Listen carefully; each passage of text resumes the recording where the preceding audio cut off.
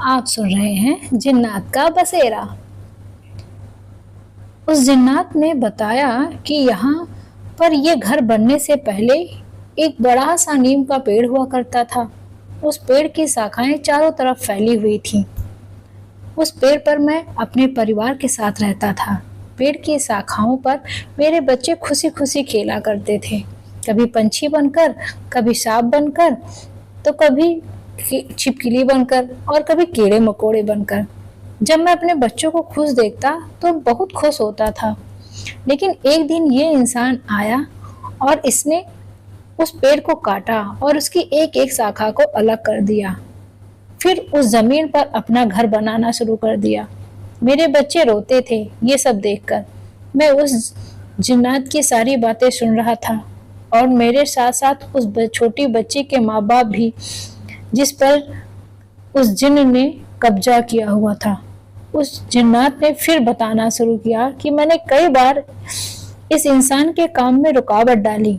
जब घर की छत डाली गई तो मैं उस छत को गिरा दिया, जिसमें से 2 मजदूर मर गए थे। लेकिन इस इंसान ने फिर से घर छत डाली और घर बनवा ही लिया और फिर अपनी बीवी बेटी के साथ इस घर में रहने आया और मैंने उसकी बेटी के शरीर पर कब्जा कर लिया।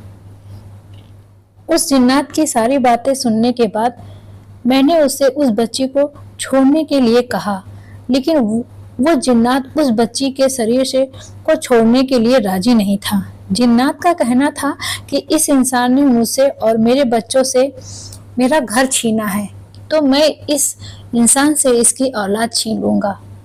मैंने अपने इल्म से उस जिन्नात को मजबूर किया उस बच्ची को छोड़ने के लिए। वो जिन्नात राजी तो हो गया था उस बच्ची को छोड़ने के लिए, लेकिन इस शर्त पर कि इस घर में उस जिन्नात और उसके बच्चों का हक होगा। इस घर में कोई इंसान नहीं रह सकता। इस इंसान ने मेरे और मेरे बच्चों का जो नुकसान किया है उसे इसकी कुछ कीमत चुकानी पड़ेगी। उन दोनों मियाँ बीवी ने उस जिन्नात की बात मान ली और वो अपनी बेटी को वहां से लेकर हमेशा के लिए घर छोड़कर चले गए। यहाँ से जाने से पहले दोनों मियाँ बीवी से मैंने एक बात कही थी कि वो इस घर को कभी ना बेचे, लेकिन पता नहीं उन्होंने इस घर को बेचकर किसी दूसरे इंसान की जिंदगी खतरे में क्यों डाली। सारी बात बताकर पीरजादा साहब चुप हो गए थे। सारी बातें जानकर ये पता चल गया कि जिन्नात निजाम साहब से क्या चाहता था।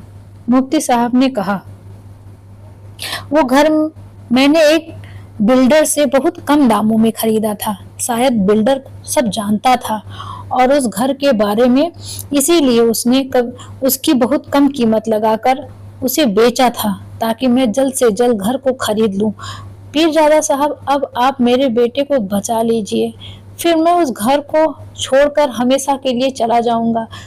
निजाम ने बोला, इतना आसान नहीं है तुम्हारे बेटे को उस जिन से छुड़ाना, और वो जिन्नात बहुत गुस्से में है। आमतौर पर जिन किसी इंसान पर भरोसा नहीं करते, लेकिन मेरे कहने पर एक इंसान पर भरोसा किया था, इसलिए अब मुश्किल होगा उस जिन्नात को काबू करना।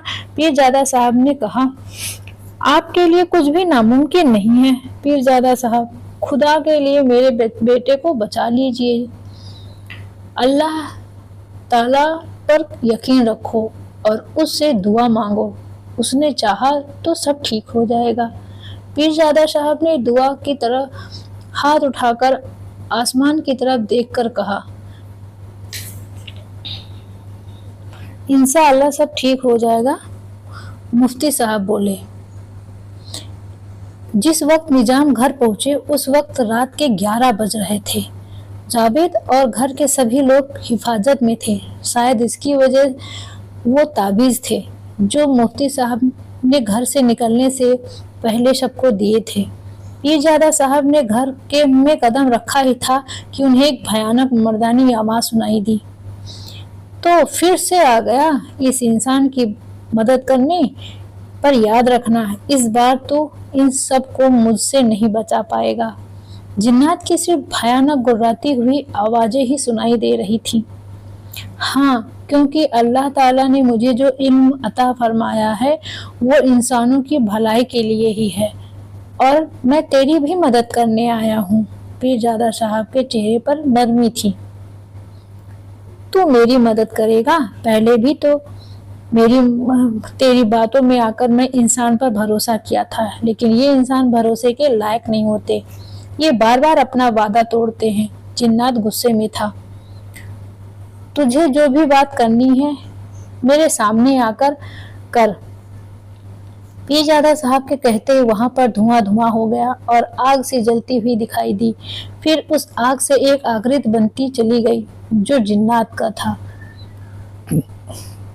बालों के पीछे से झांकती अंगारा आंखों से गुस्से की वजह से आग निकल रही थी। जिन्नात के आते ही वहां पर एक अजीब सी खुशबू फैल गई। देख, तू उस बच्ची को छोड़ दे जो तेरे कब्जे में है, और तेरे साथ जो कुछ भी हुआ उसमें इन लोगों की कोई गलती नहीं है। पीरजादा साहब अब भी उस जिन्नात से नरमी से बात कर रहे थे, और एक कोने में मुफ्ती साहब, निजाम और बाकी सब लोग जिन्नात और पीरजादा साहब की बातें सुन रहे थे और देख रहे थे। उस लड़के को तो अब तुम भूल ही जाओ, क्योंकि वो अब हमारी दुनिया में हमारे साथ रहेगा। तुम मुझसे गुस्सा मत दिला। अभी तक मैं तुझसे नरमी से बात कर रहा हूँ। तू पहले ही इस परिवार के एक सदस्य की जान ले चुका है, लेकिन अब नहीं। पीरजादा साहब को जिन्नात की बात सुनकर गुस्सा आ गया। वो औरत मेरे रास्ते में आई तो मैंने उसे मार डाला। कोई और भी मेरे रास्ते में आएगा तो मैं उसे भी मार डालूंगा, जिन्नात ने कहा। मैं तुझे ऐसा नहीं करने दूंगा, मुफ्ती साहब ने कहा, और अगर तुमने ऐसा कुछ भी नुकसान पहुंचाया तो मैं तुम्हें ख़त्म कर दूंगा। तुम हम जिन्नातों की ताकत को नहीं जानते। हम जितने ज़्यादा पुराने होते हैं हमारी ताकत उतनी ही बढ़ती जाती है। तो मैं भी देखता हूँ आज तेरी ताकत जीतती है या मेरा वो इल्म जो मेरे खुदा ने मुझे दिया है। पीरजादा साहब ने अपने साथ लाए हुए सामान में से कुछ निकालते हुए कहा। पीरजादा साहब की बात पर जिन्नात हंसने लगा। जिन्नात इतनी जोर जोर से हंस और भयानक हंसी हंस रहा था कि वहां पर खड़े सब लोगों को अपने कानों पर हाथ रखने पड़े। उसकी हंसी सभी लोगों के कानों में सुइयों की तरह चुभ रही थी। जिन्नात ने अपना काम शुरू कर दिया था। पीरजादा साहब ने अपने थैले से कुछ मोती निकाली और उन पर कुछ पढ़कर जिन्नात के ऊपर डाली। क्योंकि मोती बारिश की पहली बूंद से बनती है और पानी से ही आग बुझाती है, और जिन्नात आग से बनते हैं, तो उस जिन्नात पर उन मोतियों का असर हुआ। उस जिन्नात ने गुस्से में पीरजादा साहब की तरफ देखा। जिन्नात के मुंह से घुर घुर की आवाज आ रही थी। क्या तू भी इन लोगों के साथ मरना चाहता है? जिन्नात गुस्से से पीरजादा साहब से बोला। अगर तेरी ऐसी ही ख्वाहिश है तो तू भी मर, मैं तुझे जलाकर राख कर दूंगा। इतना कहकर जिन्नात ने पीरजादा साहब की तरफ से मुंह से आग निकाली। पीरजादा साहब के ओठ बराबर हिल रहे थे। वे कुछ पढ़ रहे थे। पीरजादा साहब ने अपने हाथ में तस्बीह लेकर एक आग को रोका। जिन्नात का ये वार खाली गया। देख, तू उस बच्चे को छोड़ दे, फिर तू जो चाहता है वही होगा। ये लोग इस घर को छोड़ने के लिए तैयार हैं। ये यहाँ से चले जाएंगे, फिर ये घर तेरा और तेरे बच्चों का हो जाएगा। पीरजादा साहब ने कहा, लेकिन जिन्नात कोई बात मानने को तैयार नहीं था। वो तो बस जिन्नात और उसके परिवार को खत्म करना चाहता था। अगर तू नहीं मानेगा तो मैं तुझे खत्म कर दूंगा। पीरजादा साहब ने अपने थैले से एक बोतल निकाली। तो तू मुझे इस बोतल में कैद करेगा? इतना कहकर जिन्नात जोर जोर से हंसने लगा। मैं कोई छोटा जिन्नात नहीं हूँ जो तू मुझे कैद करेगा।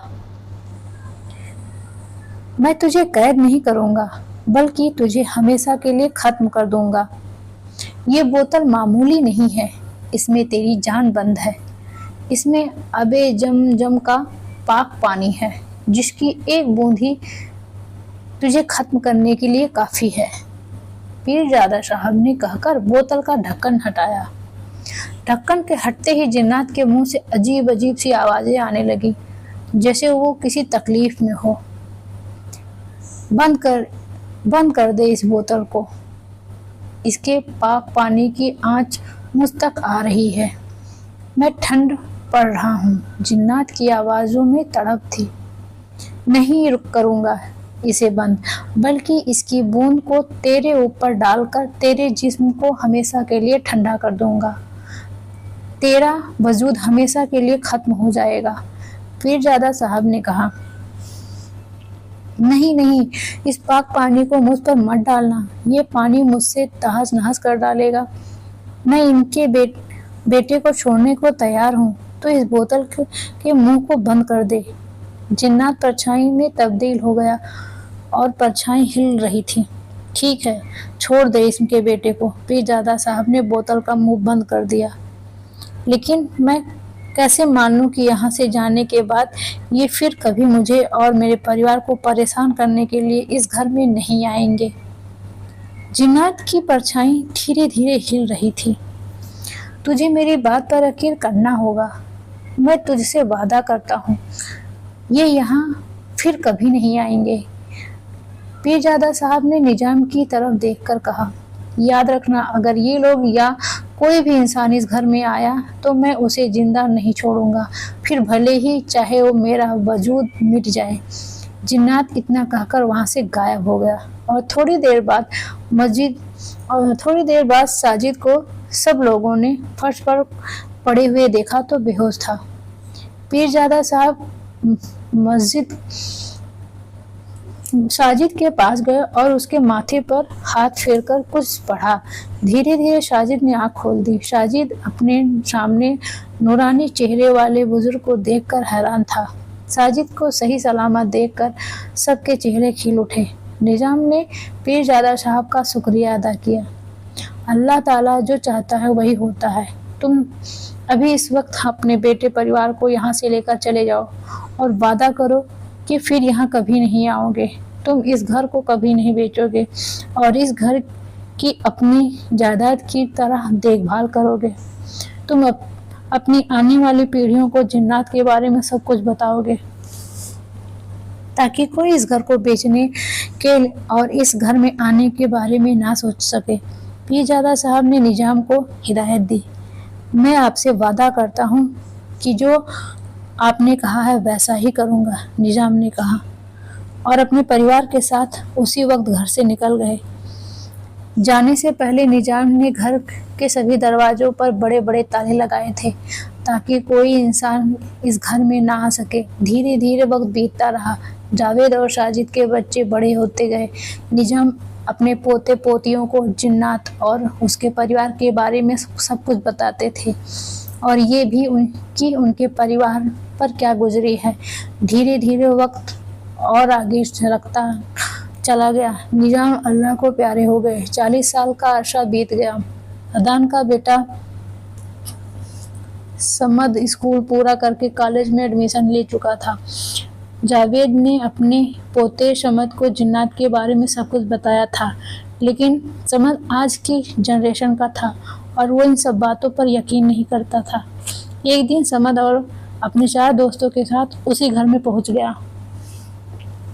वे पांचों घर का दरवाजा खोलकर घर के अंदर चले गए। क्या समद यार, तुम तो कह रहे थे कि इस घर में बरसों से कोई नहीं रहता, लेकिन इस घर की साफ सफाई देखकर ऐसा लगता है जैसे किसी ने आज ही सफाई की हो। समद के दोस्त ने कहा, अरे वो रहते हैं ना हमारे जिन्नात भाई साहब और उनका परिवार, उन्होंने ही की होगी घर की सफाई। समद के दूसरे दोस्त ने कहा, और उसकी बात पर सभी हंस पड़े। जिन्नात भाई साहब कहाँ हैं आप जरा हमारे सामने आएंगे? हमने कभी जिन्नातों रूहों आत्माओं को नहीं देखा। प्लीज आप हमारे सामने आइए और हमें अपने दर्शन कराइए। दूसरे कोई दोस्त ने कहा।